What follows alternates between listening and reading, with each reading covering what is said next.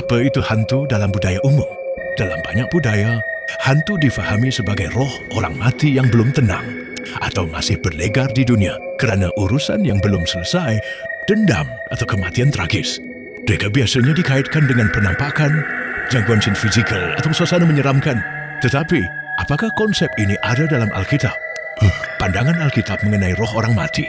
Dalam Alkitab, orang mati biasanya digambarkan sebagai tidur. Misalnya, 1 Tesalonika 4 ayat 13 hingga 14. Roh mereka kembali kepada Tuhan, dan debu kembali menjadi tanah seperti semula, dan roh kembali kepada Allah yang mengaruniakannya. Pengkhotbah 12 ayat 7. Ini memberi gambaran bahawa setelah seseorang mati, rohnya tidak merayau-rayau di bumi secara bebas seperti yang diceritakan dalam kisah-kisah hantu. Penampakan roh dalam Alkitab, terdapat beberapa kisah yang nampak seolah-olah seperti cerita hantu. 1 Samuel dan penyihir di-endorse 1 Samuel ayat 28. Saul, Raja Israel, meminta seorang wanita pemanggil arwah untuk membangkitkan roh Nabi Samuel. Roh Samuel benar-benar muncul dan menegur Saul. Ini salah satu teks paling seram dalam Alkitab. Tetapi perlu difahami bahawa ini bukan perkara yang dibenarkan oleh Tuhan. Malah dalam konteks ini, Saul dihukum kerana mencari arwah. 2. Yesus berjalan di atas air. Matius 14:26. Ketika murid-murid melihat Yesus berjalan di atas air, mereka ketakutan dan berkata, "Itu hantu."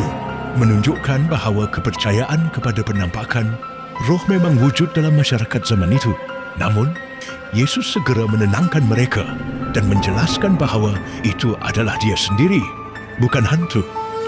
Pandangan Alkitab tentang memanggil roh dan hal mistik. Alkitab secara jelas melarang perbuatan memanggil roh, orang mati atau berkomunikasi dengan arwah. Janganlah kamu berpaling kepada pemanggil arwah atau kepada tukang tenung. Janganlah kamu meminta petunjuk kepada mereka sehingga kamu dinajiskan oleh mereka. Akulah Tuhan Allahmu. Imamat 19 ayat 31.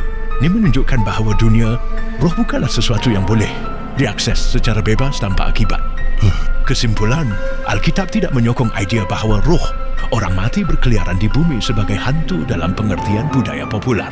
Walaupun ada peristiwa yang kelihatan seakan-akan penampakan roh, semuanya berlaku dalam konteks khusus dan tidak pernah dipermudahkan sebagai hal biasa.